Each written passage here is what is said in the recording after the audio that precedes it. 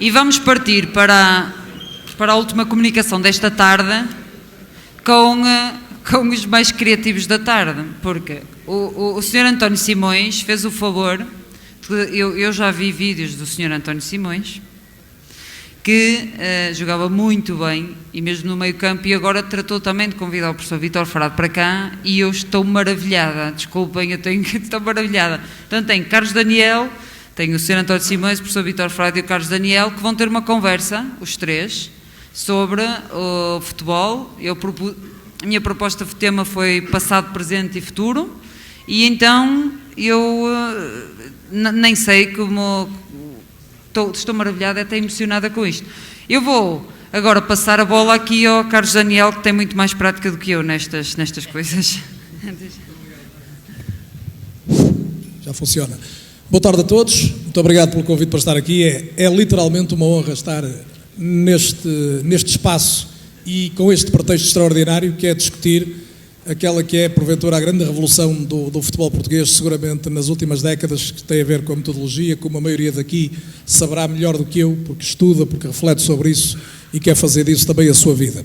Faço lateralmente um pouco disso a minha vida e, portanto, é com alguma modéstia que me coloco neste debate, mais a mais acompanhado de uma das maiores lendas do futebol português, o Sr. António Simões, e do homem que verdadeiramente é a razão primeira de estarmos aqui todos ao longo destes dias a discutir estes temas, que é o professor Vítor Frade. E, portanto, antes de passar a palavra a quem por várias razões tem de falar primeiro que eu, quero obviamente sublinhar isto, que me orgulha, um dia vou pôr no currículo sublinhado e com orgulho que participei nesta sessão. Muito obrigado pelo convite. António Simões, não é por partirmos do passado para o presente que lhe passo a palavra, mas de facto o senhor tem uma vivência do jogo a todas as dimensões, do dirigismo, do treino e do jogo de elite como nenhum de nós. Eu penso que tem microfone. Eu é que tenho que ficar com isto.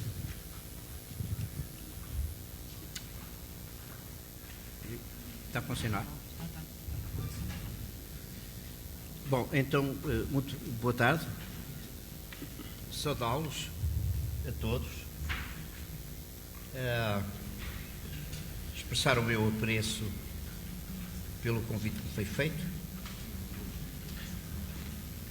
É também para mim um prazer estar aqui com duas figuras de Portugal. O Carlos, bastante conhecido, interessado, e que nos demonstra uma coisa muito interessante, muito simples, que é: não é preciso ter sido profissional, não é preciso ser necessário ter sido jogador profissional de futebol para perceber o jogo. Está aqui um exemplo. O segundo, dizer a honra que um amigo me dá de estar aqui. Eu lembro quando um amigo jogava, nós somos praticamente da mesma idade. Eu ganho com uns meses, é só para vocês saberem. E falarmos sobre este pequeno debate que se torna grande quando a vida é uma dinâmica que evolui, que muda, sobretudo nos tempos de hoje, constantemente. Aqui está alguém interessado, que estudou, investigou e quer agora abordar aquilo que é o desafio de todos nós, que é estarmos atualizados. Posto isto,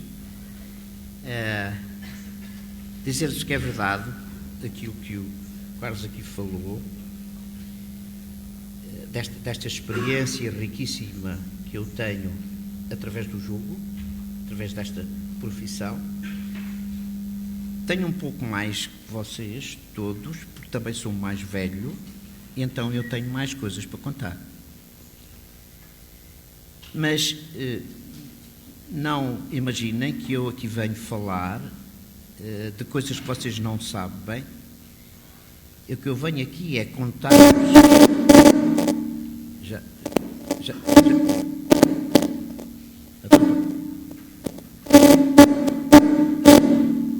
Eu acho que já estou a perder 1-0. Bem, mas partilhar convosco a minha experiência, o meu capital. Quando eu olho para trás, 50 anos, é muito ano. De facto, e as coisas muito se alteraram. Eu direi que a sociedade mudou mais que o próprio futebol. O futebol tem uma característica conservadora. Se olharmos bem, só agora apareceu esta tentação das tecnologias. Portanto, foi bastante conservador no que diz respeito às suas regras, mas evoluiu extraordinariamente naquilo que foi a preocupação no conhecimento do treino. Eu acho que o treino evoluiu muito mais que o próprio jogo, embora o jogo também esteja dependente do treino.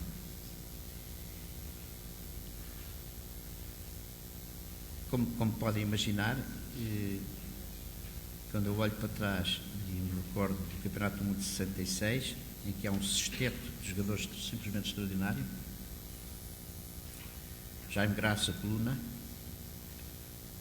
José Augusto Torres e Eusébio Simões. Este sexteto que se apresentou na seleção nacional com uma cultura extremamente evoluída que não tinha nada a ver com o treino.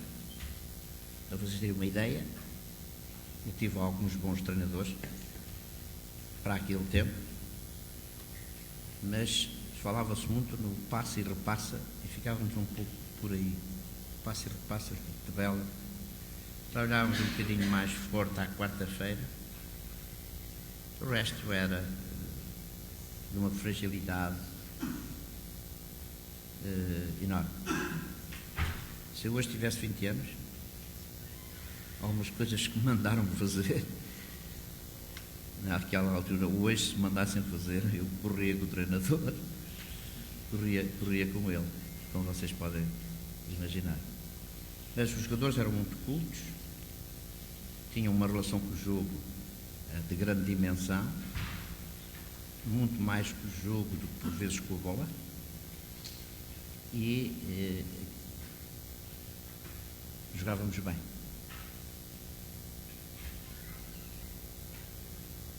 Confesso que, após ter terminado a minha carreira em Portugal, em 1975, depois de 16 anos no Benfica, eu fui-me embora para os Estados Unidos. E vou terminar a minha pequena intervenção contando-vos isto. Quando eu cheguei a Boston, na equipa profissional, com o Eusébio, o nosso saudoso Eusébio, mandaram fazer alongamentos musculares que eu nunca tinha feito na minha vida. E eu comecei a querer-me torcer um bocado e ia-me magoando. E via, ou seja, o grande jogador, diziam eles, era eu, mas quem percebia de stretch eram todos eles. E mandaram-me estender-me completamente para trás, de costas, com os joelhos no chão. E eu confesso que a meio caminho estava a ver que me partia todo. Eles faziam aquilo tudo com uma facilidade tremenda. Jogavam menos, mas sobre esse aspecto estavam muito mais à frente. Os stretch, os alongos musculares, apareceram mais tarde. Estou a falar do ano de 1975. Para terem uma ideia, a pobreza do conhecimento sobre o treino e a grande evolução que se deu foi exatamente nesse campo. O conhecimento do treino melhorou substancialmente, razão que nós vivemos hoje. Qualquer jogador é muito melhor atleta daquilo que eu fui. Basta olhar para os Jogos Olímpicos, nós vemos 4 em 4 anos, e o que é que assistimos? Recordes batidos.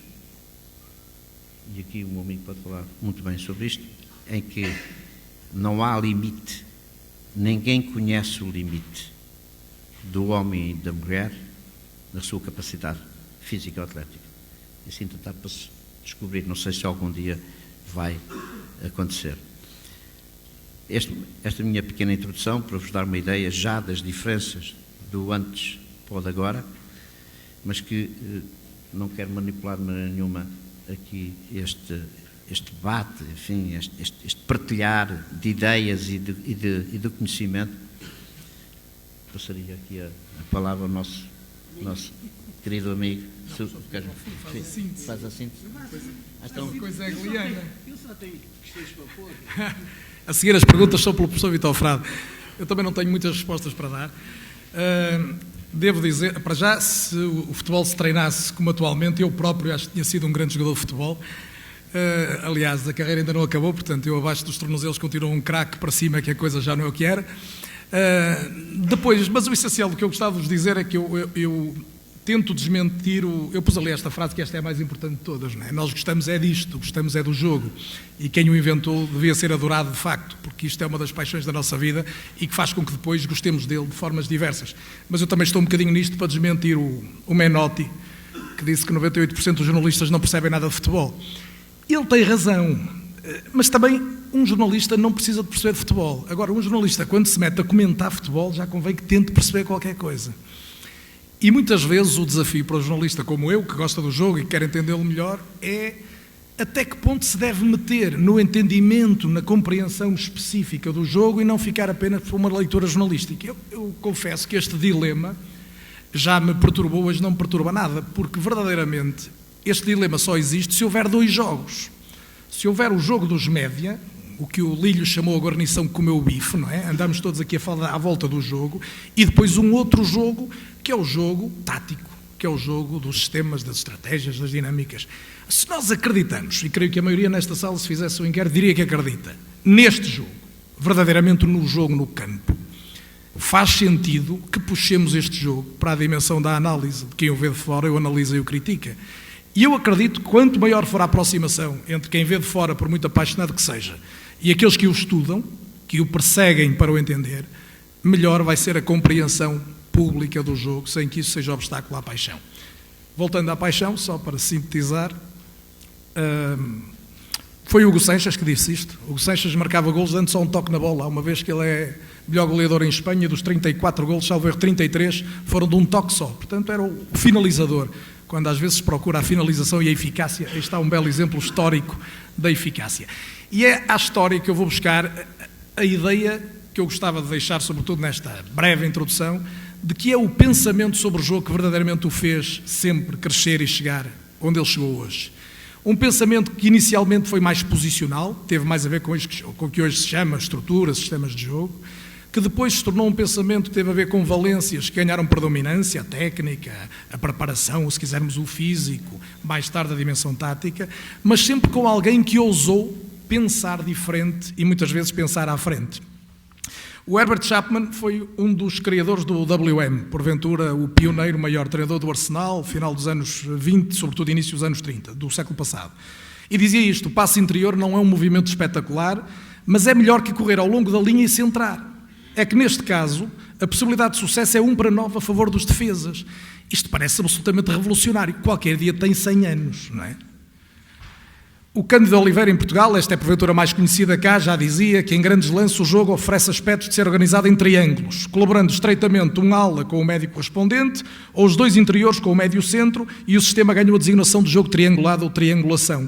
A progressão no terreno é feita por regra, pelo regresso da bola ao médio que está no vértice do triângulo. A mim ainda me diziam, quando treinava, que para trás mija a burra, mas o mestre Cândido Oliveira, nos anos 30 do século passado, já dizia alguma coisa um bocadinho diferente. O Sebes foi um dos nomes maiores do futebol. Na Hungria, a Super-Hungria, eu não sei falar húngaro, mas Aranyakpsat ou qualquer coisa é muito importante, porque é a equipa de ouro da Hungria, a equipa que tinha aqueles génios todos, e onde aconteceu uma revolução tática, que foi... O futebol foi evoluindo na tal mudança estrutural do jogo, com o recuo de avançados para posições mais recuadas. E é com o saber dos húngaros, que o nosso bem conhecido Bela Gutmann depois exporta até para Portugal, que surgem as primeiras equipas a jogar em 4-2-4, a ter verdadeiramente dois médios.